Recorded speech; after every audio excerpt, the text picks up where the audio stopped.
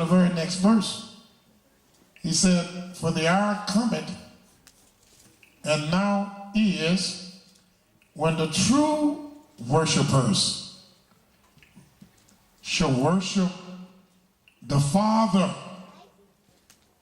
Not the true worshipers shall worship us.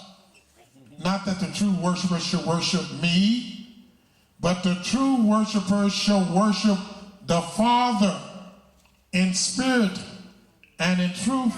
For the Father seeketh such to worship him. Right here, the Christ in the New Testament says that you're not to worship no one but the Father. Right here, the Christ in the New Testament says everybody that's worshiping someone else other than the Father is a false worshiper. Right here, he says the only true worshipers are the people that worship the Father. Those are only true worshipers. He said, for the Father seeketh such to worship us. Is that what it said? No, sir. Didn't say a word about us, did it? No, sir. He said the Father, Yahweh, is seeking such to worship him. Him.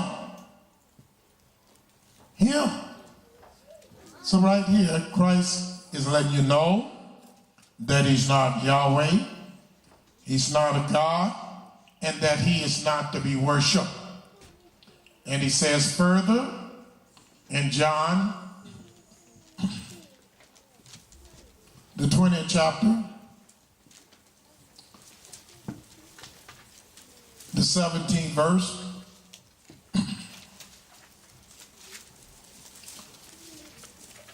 you writing these things down, Mr. Thomas? Is that how you retain all your information? Long story. All right, man. Well, one way to remember things is always look at it and write it down. He doesn't have a Bible. Give him a book. I have one here. Okay. I just want to listen right now. All right, yeah. Some people learn better by listening. As the Creator gave us 2 ears and 1 mouth.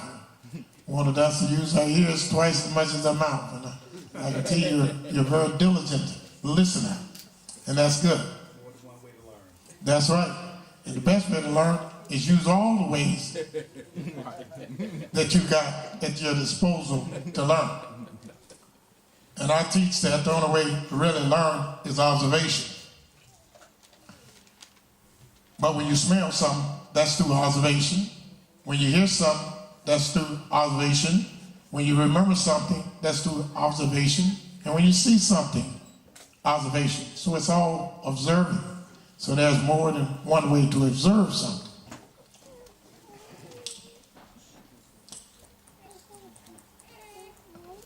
St. John, the 27th chapter, the 17th verse, here Christ tells a lady that he is not God. St. John 20 to 17, Christ not only tell the lady that he's not God, he tells the lady he finna go to her God. He says unto the woman, touch me not. For I am not yet ascended I have not yet ascended to my Father, to my Father. but go to my brethren I want you to go to my brethren. I got brothers. and say unto them, And say unto my brethren, I ascend unto my Father I ascend to my Father and your Father, and your Father and to my God and to my God and your God. and your God. My God. Well, Christ just admitted that he is not God. My God, Christ just admitted that he's going to go to the woman's God. Well, if he's not her God, he's certainly not my God, and he shouldn't be your God, or you got a problem. The problem that you have is not only are you contradicting everything Yahweh said, but you even contradicting the one that you claim is your Savior. You're contradicting him. you're making him out of a liar too.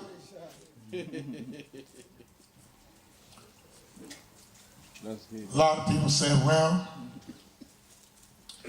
on earth, he was not God. I said, but I thought he came down in flesh and blood and wrapped himself up in flesh and became Christ. Well, he did. I said, if he wrapped himself up in flesh and blood and became Christ, who was he talking to when he said, my God, why hast thou forsaken me? Is he schizophrenic or what? Was he talking to himself? What? Explain that. Well, it's a mystery. It's a mystery. It's just a mystery, all right? Because nobody can explain it. Not unless you're saying the man is a mental case, because he just said that he is not God. See, first of all, you know that he's not God, because the New Testament even says he's not Yahweh. Yahweh is almighty, all-knowing. Christ was not. Let's go to the book. What book do we want to go to, brother? Mark? Let's go there. Somebody said something that y'all read my mind already. Mark. Let's see how. What chapter, Mark? 11th chapter.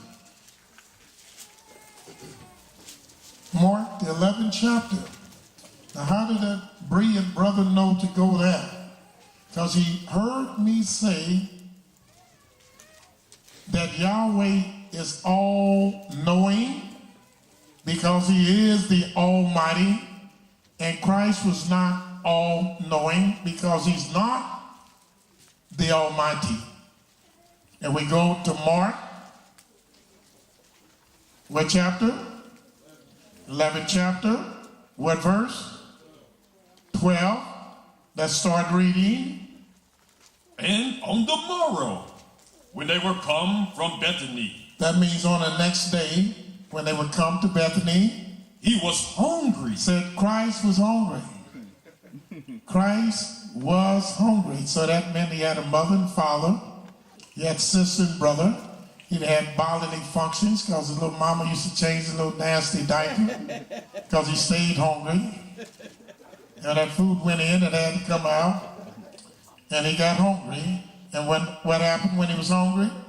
And seen a fig tree. And he seen a fig tree afar off. In other words, it was far off. Having leaves. And this tree had leaves. He came, if haply he might find anything thereon. He ran happily to the tree because he was hungry and he just wanted to eat anything that was on it. And when he came to it, he found nothing but leaves, for the time of figs was not yet. Now the narrator even said in the book it wasn't even time